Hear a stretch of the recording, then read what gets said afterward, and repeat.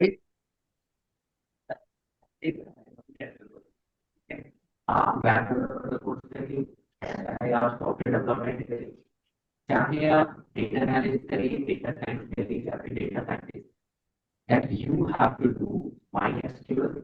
एक तो जरूर आपको एक सीक्वल डेटाबेस चाहिए होता है और एक आपको क्या चाहिए होता है, NoSQL database. Okay, the NoSQL में we are going to prepare for MongoDB and sir अभी भी क्लियर नहीं हुआ। we are going to do which one? MySQL। आप में से कुछ लोगों को पता भी होगा क्या होता है SQL, क्या होता है MySQL। नहीं भी पता है तो एक बड़ा बेसिक सी चीज है, डेटाबेस जिसके अंदर हम डेटा को स्टोर करना चाहते हैं। ठीक है, अब इसके अंदर डेटाबेस के अंदर क्या होता है, यूजुअली अगर मैं कोई भी वेबसाइट आपको लिखता हूँ जहाँ पर भी पैकेज लगा हुआ है, वही आपकी हेल्प करता है डेटाबेस के अंदर डेटा को भेजने में। फॉर एग्जाम्पल, अगर कोई भी वेबसाइट हम ओपन करें, ठीक है, ठीक है, यहाँ पे आपने कोई भी वेबसाइट ओपन कर ली, मान लीजिए जो कैट की ही ओपन कर, ओके। अब ये जो फॉर्म नीचे लगा हुआ है guys, ठीक है, ये जो फॉर्म आपको दिख रहा है लगा हुआ, आप फिल करते हो इसको, सबमिट करते हो, what will happen with this data?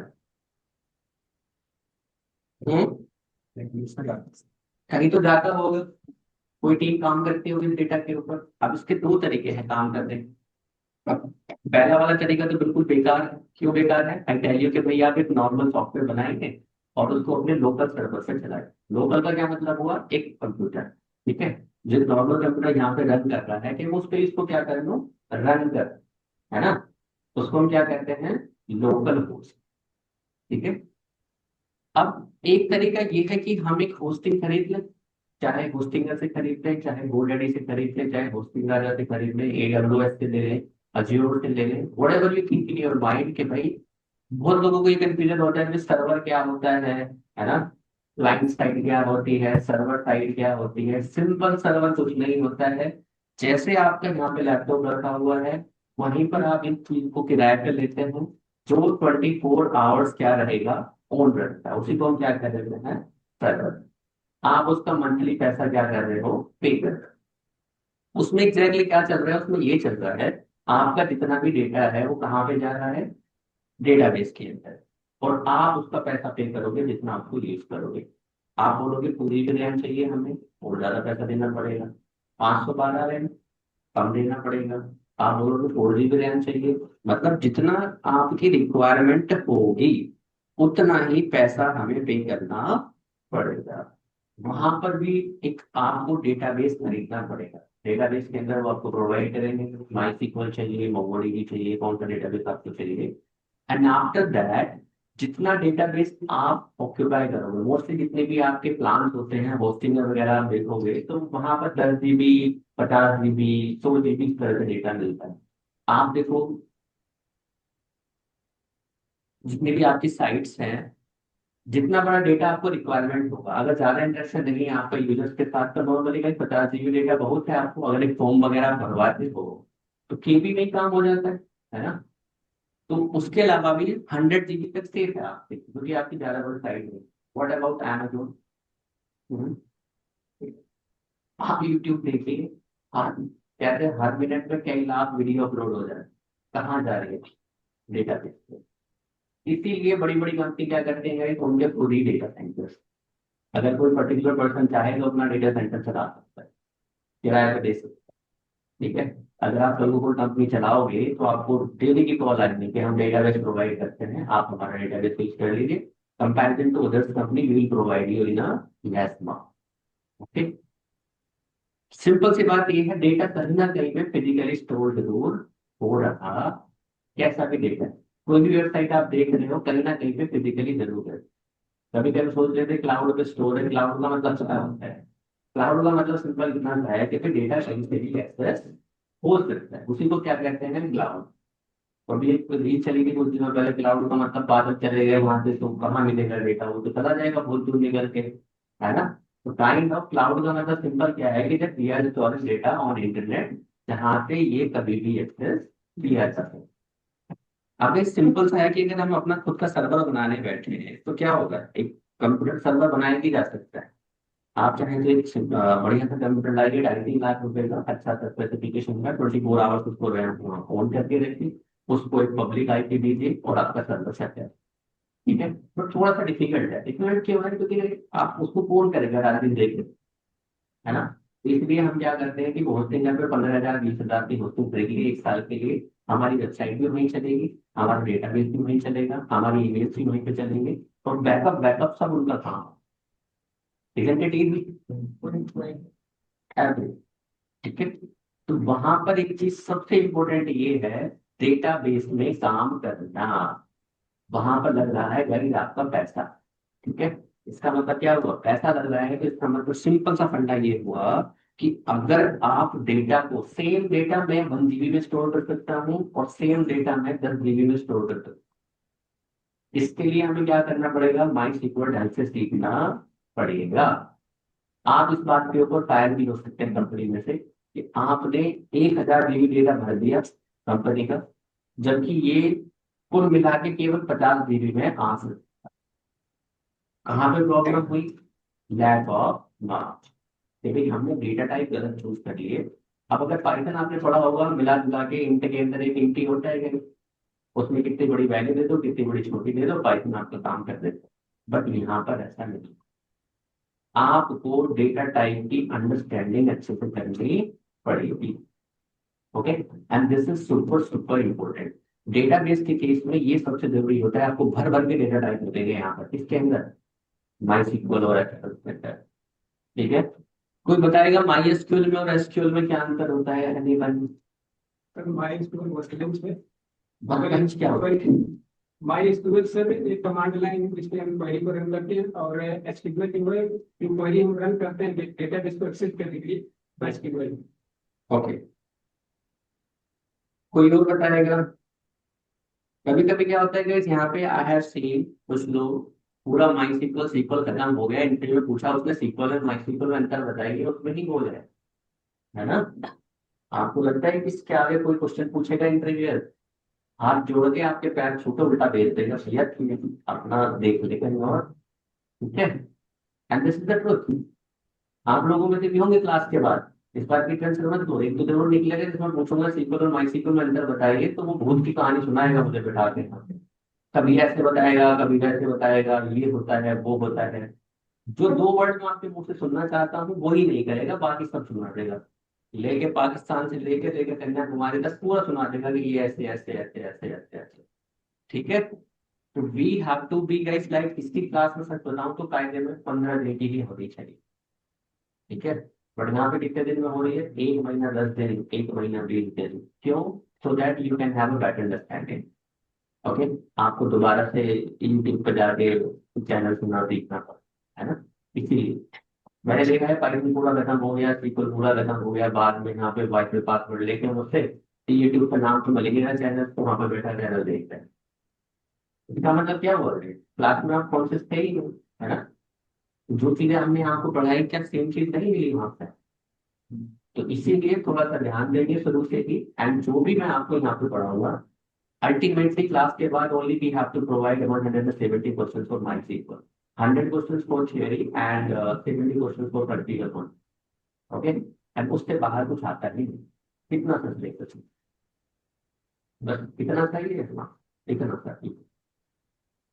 कोई भी कंपनी में चला जाना, उन्हीं 70 में से एक क्वेश्चन पटक के मिलेगा आपको, same to same exactly wording भी सेम मिलेगी। वेरिएबल इधर उधर हो सकता है, इम्प्लॉय कंपनी की जगह पे वो कह सकता है कि like student table kind of, otherwise same to same वही होगा।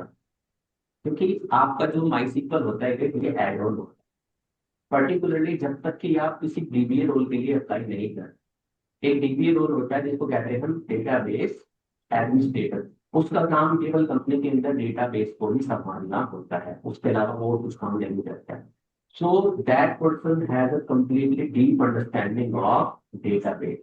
लेके क्वेरी लिखने से अलावा आपके अकाउंट क्रिएट करने, अकाउंट आपके डिलीट करने, आपको यूजर मैनेजमेंट संभालना, आपका सर्च ऑप्टिमाइजेशन करना, एवरीथिंग जितना भी कंपनी बड़ी डेटा काम कर रही है उसका सारे अंडर में होता है। उसको हम क्या कहते हैं, टीम। ज्यादा वैकेंसी नहीं होती है इसके ऊपर, मैं सच बताऊं, बट अच्छी खासी जोड़ हो। ठीक है, you will have a kind of, मतलब अच्छी खासी सैलरी इसके ऊपर आपको। तो जितने भी आप टेक्नोलॉजी यहाँ पे पढ़ रहे हो, चाहे आप पाइथन पढ़ो चाहे आप SQL पढ़ो, वहां पर किसी ना किसी पर एक पर्टिकुलर रोल जरूर होता है कंपनी के। आप तो सारे पढ़ डाले आपने, तो एक भी नहीं छोड़ा। पाइथन भी पढ़ लिया, SQL भी पढ़ लिया, और भी पढ़ लिया, भी पढ़ लिया, सब कुछ पढ़ लिया। ठीक है, तो इसका मतलब क्या हुआ कि जो भी टेक्नोलॉजी आप वहां पे सीख रहे हो, पर्टिकुलरली अगर उसको भी मास्टर कर लिया जाए अच्छे। अभी पीछे आपने देखा था 2 वीक पहले, 3 वीक पहले कंपनी आई थी जिसमें उसमें क्या मांगा था, केवल SQL एंड मोंगोडी, 2 दिन। और उसका डेजिग्नेशन क्या था, DB, डेटाबेस एडमिनिस्ट्रेशन। तो कुछ नहीं मांगा, ना SQL मांगा, सॉरी ना पाइथन मांगा, ना एक्सेल मांगा, ना पावर बी मांगा, कुछ नहीं मांगा। और अच्छी खासी सैलरी उन्होंने दी थी। 30,000 उन्होंने मतलब फ्रेशर को दी थी 3 महीने के प्रोबेशन पे, after that they were providing 60,000 around. Okay, तो इसलिए अगर एक पर्टिकुलर टेक्नोलॉजी पे भी हम अच्छे से काम कर रहे हैं, बहुत अच्छे से, 2-3 स्टूडेंट्स को मैं जानता हूँ, they work in Gurgaon, and particularly केवल SQL पे ही काम करते हैं, पढ़ते थे को लिखे। वह सिंपल सी बात है, जिसके जिसमें इंटरेस्ट बन रहा है उसी को ज्यादा सीखना है ना। किसी का नहीं बन रहा है इंटरेस्ट पाइथन में, तो नहीं बन रहा, तो जरूरी थोड़ी ना कि सबका बन जाएगा। तो मैं सॉफ्टवेयर डेवलप बना के छोड़ूंगा, राजू बना दूंगा, या रेलवे पे पास पहुंच भी मानूंगा, नहीं बन रहा तो नहीं बन रहा है, सिंपल सी बात है। हो सकता है सीक्वल में आपका इंटरेस्ट बन गया, हो सकता है पावर बीआई में आपको कलाकारी अच्छी लगती हो, नीला पीला लाल हरा बैंगनी सफेद, तो कुछ भी हो सकता है, सबका इंटरेस्ट है अपने में। ठीक है, ऐसा भी हो सकता है कि कोई जबरदस्ती मम्मी पापा के घर से बैठा हो, वो करने यार, है ना, सेल्फी भेजता है कोई अपने घर कि यही हूँ, नहीं। हाँ, एक बच्चा सेल्फी भेजनी पड़ती थी से यहाँ से आप सर भी सेल्फी भेज के आता हूँ। ठीक है, तो ऐसा तो नहीं है कोई लोकेशन वोकेशन भेजी जाती हो कि भाई यहीं पे है, लेट लॉन्ग चेक किए हो जाते हो सेल्फी के अंदर, भाई लेट लॉन्ग सही है कि नहीं, पता चला सेक्टर 15 का दिखा रहा है लोकेशन, मैगडी का। तो इस चीज का ध्यान रखेंगे जब जो पढ़ रहे हैं, और मैक्सिमम 3 से 4 वीक के अंदर you will have a complete understanding of my. ठीक है, चलिए, तो पता चल गया क्या होता है, सिंपल। जो भी आपके फॉर्म यहाँ पे भरे जा रहे हैं, या फिर आप कोई डेटा एक्सट्रैक्ट कर रहे हो, कोई प्रोडक्ट की आप इंफॉर्मेशन देख रहे हो, आप सर्च कर रहे हो प्रोडक्ट, फिर इसका प्राइस बताइए, तो प्राइस कहाँ से आ रहा है, रन टाइम पे डेटाबेस के अंदर से आ रहा है। तो हम क्या करते हैं गाइस, सिंपली कुछ नहीं करते हैं। एक हम यहाँ पर मान लीजिए ये आपकी वेबसाइट का फ्रंट एंड है, यहाँ पर एक फॉर्म है बना हुआ, इस फॉर्म को जब सबमिट करते हैं ये किसके पास जाता है, बैकएंड के पास जाता है। बैकएंड आपका किससे बनता है, बैकएंड क्या होता है, हाँ, जितनी भी वेबसाइट होती है जिनको हम कहते हैं डायनेमिक वेबसाइट, इसका मतलब क्या होता है, 2 कोड इस पर काम करते हैं, एक करता है फ्रंट एंड और एक करता है back end। अगर कोई स्टैटिक वेबसाइट होती है तो उसका मतलब क्या होता है, उस पर केवल HTML CSS काइंड ऑफ लिखा हुआ है जो आपको सामने दिख रहा है। अगर हम बोले कि भाई यूजर का कोई इंस्ट्रक्शन है ही नहीं, हमें केवल डिस्प्ले दिखाना है कि भाई ये हमारी वेबसाइट है, तो इसका मतलब क्या है, हम उस पर बैकएंड की रिक्वायरमेंट नहीं। तो बैकएंड किससे बनते हैं, अगर हमारे पास बनाना हो, अगर कोई जावास्क्रिप्ट सीखता है ना, लोग HTML सीखते हैं, CSS सीखते हैं, जावास्क्रिप्ट सीखते हैं, तो बैकएंड किससे बनता है? हाँ, जावास्क्रिप्ट में क्या फ्रेमवर्क होता है? नोड। ठीक है, अगर किसी पे जावास्क्रिप्ट आता है तो उसके लिए फ्रेमवर्क क्या होता है आपका? नोड। अगर कोई पाइथन से बैकएंड बनाता है तो वो क्या सीखता है? डीजेंगो एंड फ्लास्क, दोनों में से कोई भी बना सकता है। हर किसी के पास अपनी उसको कनेक्ट करने का तरीका होता है, किसको? डेटाबेस। जैसे आप यहाँ पे पाइथन में लिख रहे हो पिप इंस्टॉल, ऐसे ही आप नोड जेएस में लिखते हो npm इंस्टॉल। ठीक है, अपने सबके पैकेज मैनेजर होते हैं। तो एक लैंग्वेज की अंडरस्टैंडिंग हमें बेटर होती है तो we have a better understanding for other languages. यहाँ पे हम लिखते हैं पिप इंस्टॉल पैकेज थे, वहां पे लिखते हैं हम npm डॉट पैकेज। तो आप अपना जावास्क्रिप्ट से करिए चाहे पाइथन से करिए, डेटाबेस को कनेक्ट करने का तरीका वही बताएगा, वो लैंग्वेज। और इसके लिए कहाँ से पता चलेगा हमें? उनकी ऑफिशियल वेबसाइट। तो पाइथन के अंदर मोस्टली क्या होता है कि जब भी आप उसको HTML CSS या जावास्क्रिप्ट से आप कोई प्रोजेक्ट बनाओगे, तो उसमें आपको पता लगेगा कि भाई यहाँ पर जो बैकएंड लिखा हुआ है वो यहाँ पर फ्लास्क से लिखा हुआ है, और यहाँ पे जो डेटाबेस है आपका वो सर्वर पे चल रहा है। ठीक है, पूरा का पूरा कोड सर्वर के ऊपर रखा हुआ है, और यहाँ पे जो भी आप फॉर्म सबमिट करते हो, फॉर्म आपने लिखा और वो किसके अंदर चला जाएगा? यहाँ। नेक्स्ट टाइम जब आप उसको एक्सेस करोगे तो आप डेटाबेस को यहाँ पे लेके आओगे, और सारा काम कौन करेगा? आपका बैकएंड कोड करेगा। ठीक है, ये सारी की सारी चीजें कहाँ पर है? सर्वर पे ही रखी हुई है। ठीक है, सर्वर क्या है? जस्ट लाइक जैसे होस्टिंगर होता है, होस्टिंगर के अंदर आपको एक कंप्यूटर दे दिया उन्होंने किराए पे, आपका कोड वहां पे प्रोटेक्ट दिया जाता है, जो भी यूजर वहां पे एक्सेस करेगा। दैट्स वाई पब्लिक आईपी हो गया है।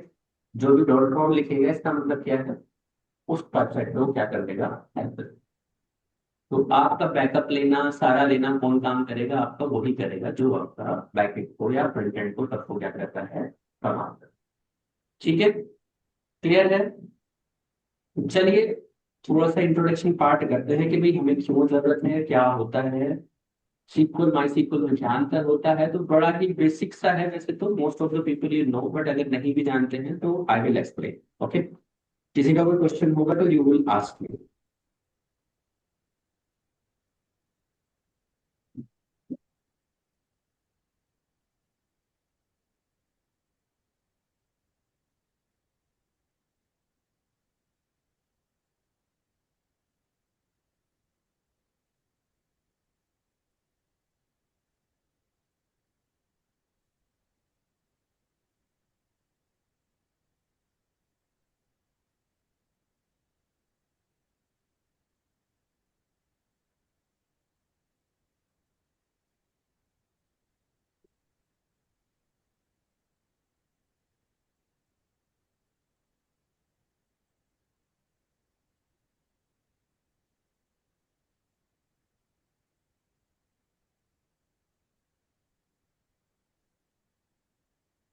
Before we get into MySQL, we have to understand some topics. तो क्या क्या है? नहीं नहीं, एजेंडा तो वो है, वो यहाँ है, चलो। ठीक है, तो सबसे पहले डेटा क्या होता है, सबको पता है डेटा क्या होता है। दूसरा, डेटाबेस क्या होता है। तीसरा, डेटाबेस के टाइप्स क्या होते हैं। फोर्थ, डीबीएमएस क्या होता है। फिफ्थ, आरडीबीएमएस क्या होता है। सिक्स, माइएसक्यूएल क्या होता है। सेवन, सीक्वल क्या। After that we will do installation. Okay, क्यों किया इंस्टॉलेशन वो आपको क्लियर हो जाएगा। और सीक्वल में और नो सीक्वल में क्या डिफरेंस होता है, तो मान के चलिए जिस भी कंपनी में आप इंटरव्यू देने जाएंगे पहली बार में, इसमें से दो क्वेश्चन 100%। अब इसमें से क्यों गए, सबसे इजी चीज क्यों पूछी जाती है सबसे पहला क्वेश्चन? ये इसका रीजन ये होता है कि आप किसी भी इंटरव्यू जाओगे सबसे पहला क्वेश्चन इजी ही हो। क्यों होता है? इसके दो रीजन है। पहला रीजन तो ये है, इंटरव्यूअर कॉन्फिडेंट होना चाहता है कि आप थोड़ा सा कॉन्फिडेंट हो वहां पे जाकर। सबसे आसान पूछूंगा पहले, जब सीक्वल माई सीक्वल में क्या अंतर होता है, आरडीबीएमएस क्या होता है, ऐसा कुछ नहीं पूछूंगा कि तो बिल्कुल बेसिक से बेसिक हो। तो मेरे पास दो ऑप्शन है, अगर आपने बेसिक तो बेसिक पे नहीं बताया तो मैं तभी आपके हाथ जोड़ के टाटा बाय बाय कर दूं। दूसरा क्या है, अगर आप आंसर कर पाते हो उस चीज को तो आपका कॉन्फिडेंस थोड़ा सा क्या हो जाता है, बढ़ जाता है। उससे क्या होगा कि जब मैं हार्ड क्वेश्चन पूछूंगा और आप नहीं बता पाओगे तो आप ऐसे नहीं करोगे, पहले क्वेश्चन से ही 0/सन्नाटा चल रहा है भाई। तो वहां से क्या होगा कि आपको नेक्स्ट राउंड में जाने का मौका मिल जाता है या फिर मैं आपको इंटरटेन करना शुरू कर दूंगा। ठीक है, तो इसमें से 2 क्वेश्चन पक्के हैं 100%, स्पेशली। तो मैं सिर्फ उससे आपसे ही पूछ लेते हैं डेटा क्या होता है।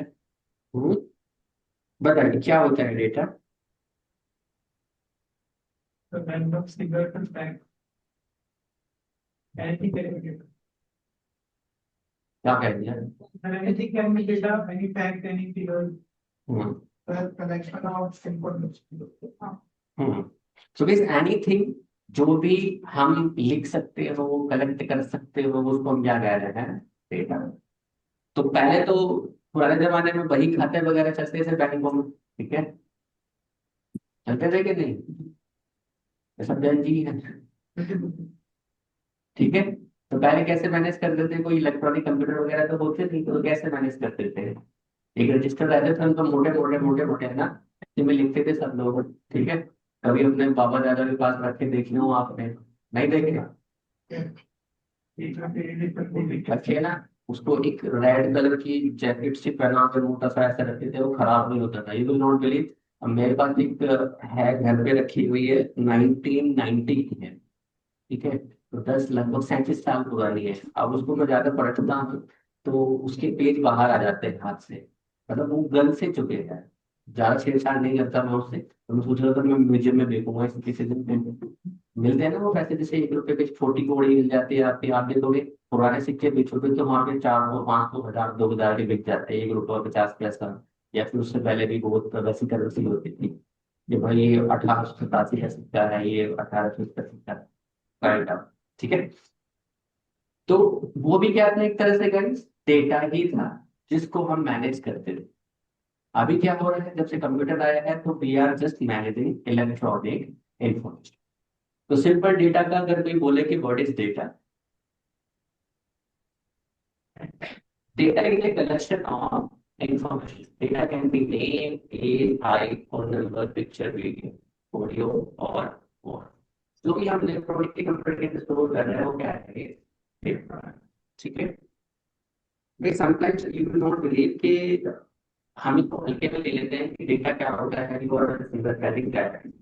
कभी कभी क्या होता है कि ऐसी डेफिनेशन जो नॉर्मल वर्ड और बातें ही यूज करते हो, और मैं आपसे आपसे पूछ रहे इंटरव्यू के अंदर कर सकते हैं कि क्या नहीं पूछ लिया है, कैसे बताऊँ तो कैसे रिप्लाई, है ना, कैसे बताऊँ मैंने तो दिन में आप कौन बोला कि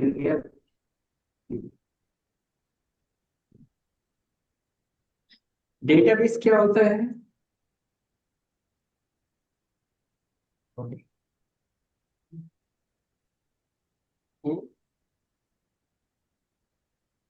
सिंपल है, अगर हम डेटा की बात कर रहे हैं तो एक सिंगल पर्सन की इंफॉर्मेशन, अगर हम सारे डेटाबेसेस को एक जगह पर कंबाइन करके रखते हैं उसी को हम क्या, डेटाबेस। पर मेरा डेटा, आपका डेटा, पूरे बैंक का डेटा तो कहाँ रखा जाएगा, एक डेटाबेस, तो उसी को हम क्या कहते हैं, डेटाबेस। अरे थोड़ा सा अगर हम बात करें कि भाई ये डेफिनेशन थोड़ी सी मतलब टेक्निकली कह लीजिए या फिर फॉर्मली कह लीजिए या फिर इंटरव्यू में जैसा हम आंसर करते हैं, you can say that so database is an electronic storage which is created by DBMS softwares that stores the data, organized collection of record. Database serve as a central repositories for storing and organizing vast amount of data, providing a systematic and efficient way to access and manage information. वो तो क्या इतनी बड़ी तकड़ी में देख रही है ना। तो चलो आसान भाषा में इसकी बात करते हैं guys। तो database serve as a central repository. Central repository is nothing, अभी जो हम थोड़ी देर पहले बात कर रहे थे कि हमने कंप्यूटर किराए पे लिया था, हमें वहां पर एक स्पेस मिला था जिसके अंदर हम डेटा को स्टोर कर रहे थे, उसी को हम क्या कहते हैं, डेटा। तो सेंट्रल रिपोजिटरी इसको क्यों कह रहा है, ये कह रहा है क्योंकि कहीं से भी डेटा आ रहा है, आप यूएस में काम कर रहे हो, आप यूके में काम कर रहे हो, आप इंडिया में काम कर रहे हैं, कहीं ना कहीं पे एक सेंट्रलाइज वे में क्या हो रहा है, स्टोर। ठीक है, vast amount of data providing a systematic and efficient way to access and manage information, इसको हम क्या कहते हैं, डेटा।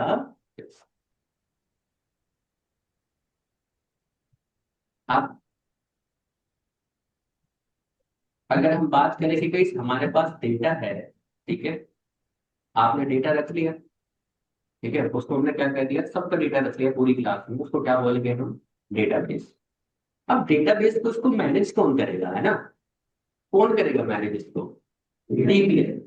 अब इसका मैं एक अच्छा सा एग्जांपल देता हूँ। आप मान लिया जाए मैं आपको पर डे यहाँ पे पैसे लगभग 60 से 65 लोग बैठे क्लास के अंदर, मैं पर डे यहाँ पर आपकी एक फाइल देता हूँ, और उस फाइल के अंदर मैं आपसे बोलता हूँ कि भाई ये फाइल जाके क्लासरूम में रख दो। सर नींद आ रही, चाय पकौड़ा कुछ मंगा दो पीछे, क्या गर्मी में नींद नहीं आती सर, जब भाई नहीं मानते गर्मी में, गर्मी में तो ऐसा लगता है। हाँ जी सर, क्या टाइमिंग है क्लास की। हाँ जी, 2 बजे दूसरी क्लास है आप लोगों की,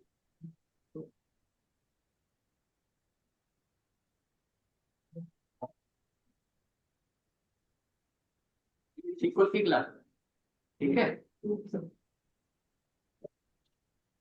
हाँ जी सर, आप थके होगे, इस टाइम आए हो 1 बजे की क्लास में 1:45 पे, आपने दो किए।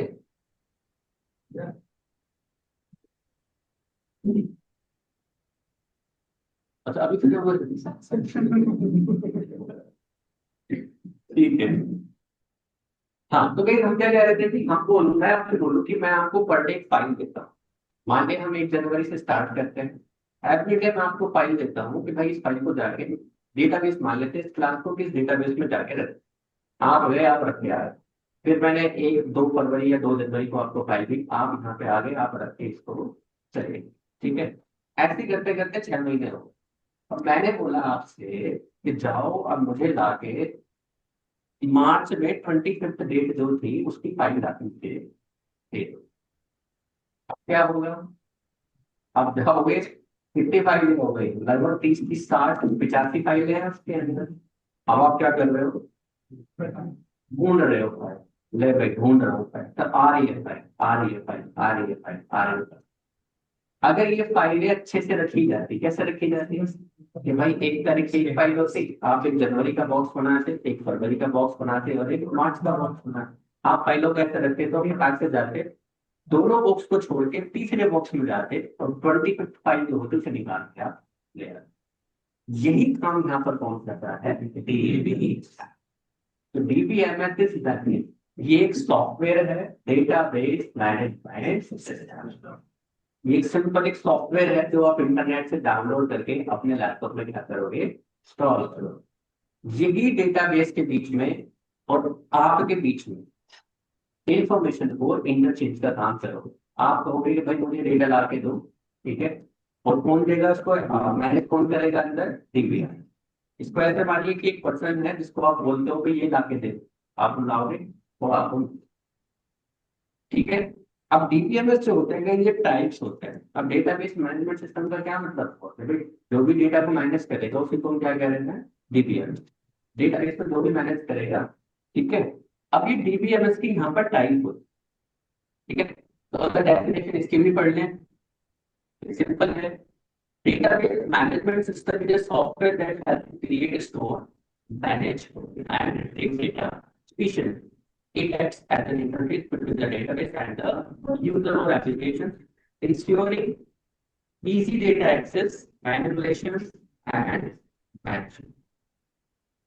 आसान शब्दों में बात करें, आपके पास डेटा है, तीन ही काम उसमें हो सकते हैं, या तो नया डेटा जा सकता है तो इसके अंदर क्रिएट किया, पुराना डेटा पहले से ही है वो क्या हो सकता है, अपडेट हो सकता है। मान लो जैसे किसी का नाम बदलना है, पैन नंबर बदलना है तो इसके अंदर चला जाएगा अपडेट, ये मैथ के अंदर आ जाएगा। कोई इन्फॉर्मेशन आपको चाहिए तो वो किसके अंदर चली जाएगी, रीड, आप डेटाबेस एक्सेस करना चाहते हैं तो DBMS is just a software जो इस काम को करके देता है आपको। तो पहला क्या हो सकता है, स्टोर, क्रिएट, मैनेज, और तो मेरे को करंट ऑपरेशन क्या देते हैं आगे जाकर पढ़ेंगे।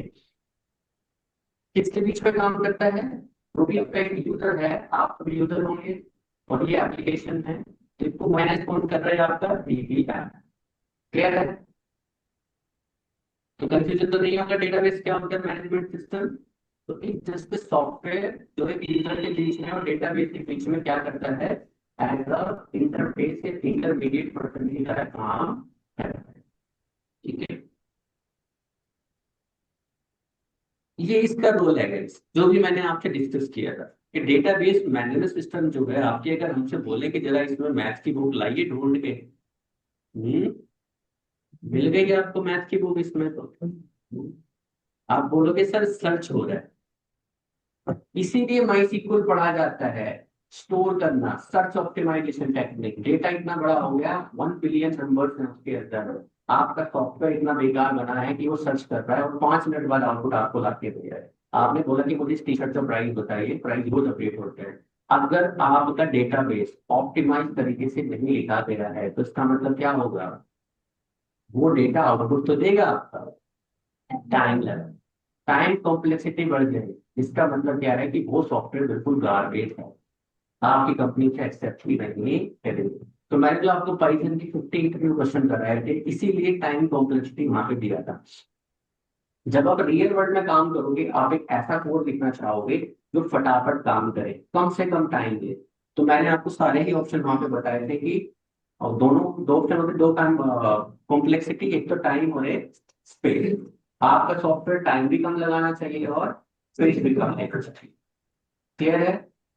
ये चीज यहाँ पर भी एप्लीकेबल है, हर एक सॉफ्टवेयर डेवलपमेंट में ये चीज एप्लीकेबल है। ओके,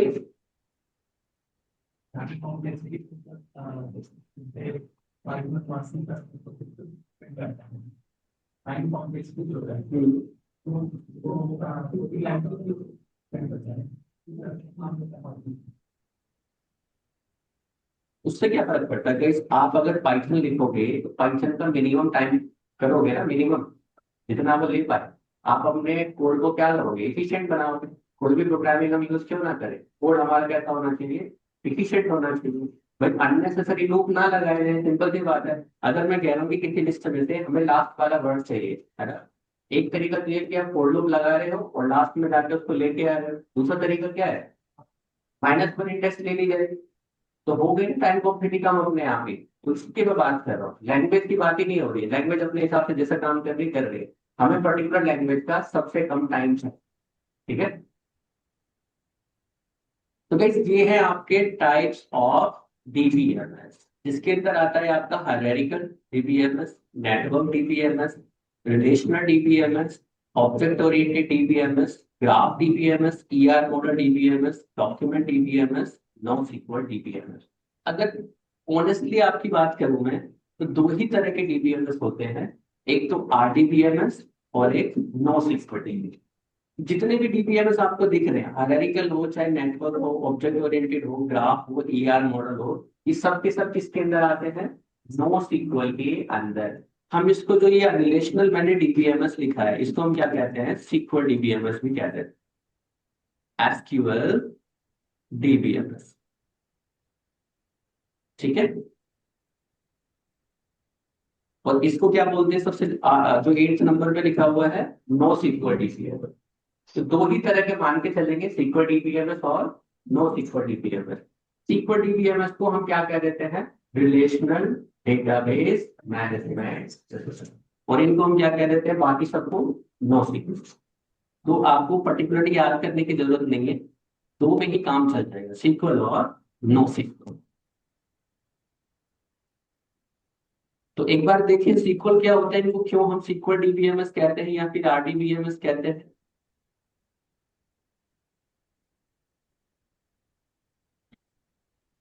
तो रिलेशनल क्या होता है guys, RDBMS stands for relational database management system. It's a type of database management system that organize data into tables with rows and columns. In a RDBMS, the data integrity is maintained by through relationship between the enforced by primary and hierarchy. ये आगे जाके देखेंगे क्या होता है primary. एक चीज हमें यहाँ से नोटिस हो गई कि भाई आरडीबीएमएस है, उसमें जो डेटा स्टोर होता है वो कैसे होता है, रो होता है, कॉलम के फॉर्म। वहीं पर नो सीक्वल क्या कहता है, ये database often refer to as a not only SQL. तो सबसे पहले इसकी डेफिनेशन क्या है, नॉट ओनली। नो का मतलब यहाँ पे नहीं नहीं है, क्या है, नॉट ऑल। मतलब ये कहना चाह रहा है कि अगर सीक्वल डेटाबेस है आपका तो मैं उससे भी कैप्चर कर सकता हूँ, ये मना नहीं कर। वहीं पर सीक्वल डेटाबेस जो होता है वो केवल सीक्वल ही स्टोर करेगा, आपका सेमी स्ट्रक्चर डेटा स्टोर नहीं करेगा।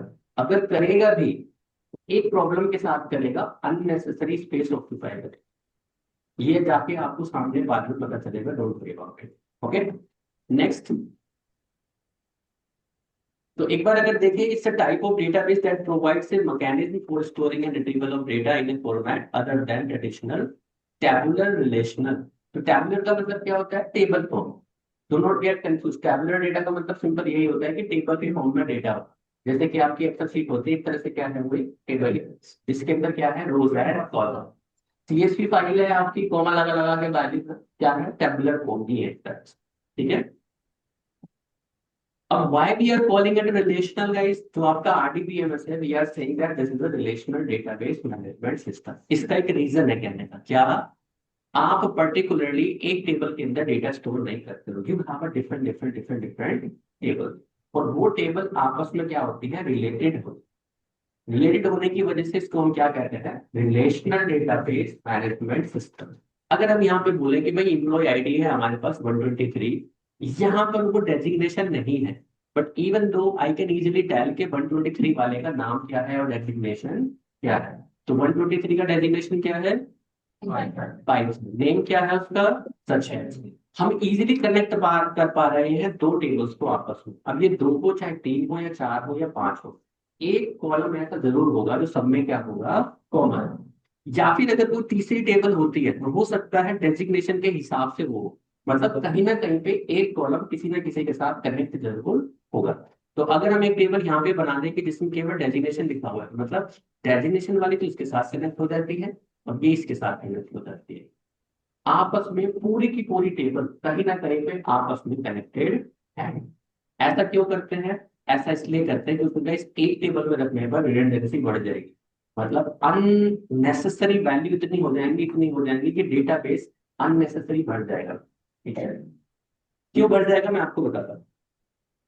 मान लीजिए ये आपके कस्टमर्स हैं, है ना, इसको थोड़ी देर के लिए कस्टमर टेबल मान लेते हैं और यहाँ पे एक कॉलम। ठीक है, और मान के चलिए ये जो कस्टमर्स हैं आपके 4 लाख हैं, कितने हैं, 4 लाख कस्टमर। अब 4 लाख कस्टमर में पहला वाला कस्टमर जो है उसकी एक आईडी है जिसका नाम लिया हमने 123। आपने कहा कि हम कोई ग्रोसरी स्टोर चलाते हैं या फिर ऑनलाइन स्टोर चलाते हैं और यहाँ पे हम क्या लेते हैं, ऑर्डर देते हैं उसका। हमने एक कॉलम बनाया यहाँ पे किस नाम से, ऑर्डर नाम से। ठीक है, ले लिया आपने, जल्दी समझ गए। अब यहाँ पे जो कॉलम आपने बनाया है, अब मान लिया जाइए सचिन ने एक 300 रुपए की बुक ऑर्डर कर दिया, आपने ऑर्डर यहाँ पे एक्सेप्ट कर लिया। अब स्ट्रक्चर डेटा की प्रॉब्लम क्या है, प्रॉब्लम ये है इसकी कि भाई अगर कॉलम रहेगा तो सबके लिए रहेगा, नहीं रहेगा तो किसी के लिए नहीं रहेगा। अगर आपने कह दिया कि भाई इसलिए केवल आज पूरे दिन में एक ही ऑर्डर आया है, किसका, सचिन का, आपको ये 3,99,999 वैल्यू नल स्टोर करनी पड़ेगी, नल। इसका मतलब क्या हुआ, ये कॉलम बड़ा ही अननेसेसरी है। मतलब हर बार अगर किसी ने आज ऑर्डर मार दिया तो उसका मतलब क्या होगा, फिर दोबारा से 4 लाख के लिए हमें क्या करना पड़ेगा, उसको नल करना पड़ेगा, और ये स्पेस ऑक्यूपाई करेगा। दो प्रॉब्लम ये क्रिएट करेगा, पहली कौन सी, स्पेस की। दूसरी कौन सी, अननेसेसरी डेटा को सर्च करने की, क्वेरी लिखने में दिक्कत होती है। इससे अच्छा क्या करिए, एक ऑर्डर टेबल अलग बनाइए, है ना। तो उससे क्या फायदा होगा, उससे ये फायदा होगा, हम केवल एक ही कस्टमर का डेटा क्या करेंगे, ऑर्डर लेंगे। समझ गए। अगर हम यहाँ पे एक ऑर्डर टेबल बना दें और ऑर्डर के अंदर हम केवल दो ही चीजें रखेंगे, क्या, एक तो उस कस्टमर का ऑर्डर नंबर और एक उसकी आईडी। तो हम यहाँ पे क्या लिख देंगे, जो हमारा 123 कस्टमर है, ठीक है, उसने क्या ज्वाइन किया है, मतलब क्या ऑर्डर किया है, 300 रुपए का कोई प्रोडक्ट। आज तक समझ में आ गई। ये अननेसेसरी आपको भरने की जरूरत नहीं है। अगर आप 10,000 कस्टमर आते हैं तो हम इसी के अंदर लेंगे। अब जब इनको डिलीवर कराना होगा तो इसके अंदर एड्रेस है हमारे पास, उनके नाम है, एड्रेस है, इसको लिंक करा देंगे, जो ये 300 रुपए की बुक है ये किसको भेजनी है, ये 100 टेक्स्ट वाले को भेजनी है, जिसका नाम सचिन है और वो कहाँ रहता है, नोएडा का। क्या फायदा हुआ, अगर ऑर्डर सर्च करने पड़े तो इसी में सर्च कर लेंगे, 10,000 में ही सर्च करना है, 4 लाख में सर्च नहीं करना है। दूसरा क्या हुआ, अननेसेसरी नल नल नल लिखने की जरूरत नहीं है।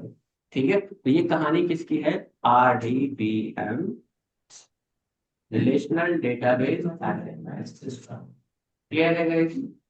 आगे की कहानी कल बताऊंगा, non relational database management system. कल से पहले ही 5 मिनट में गए, सबको मुझे पहले चाहिए, ये कुर्सी खींचते हो आधा घंटा पौना घंटा, ठीक है, क्योंकि मैं दूसरा बैच होता है मेरा 2 बजे, तो यू हैव टू हैव। चलो।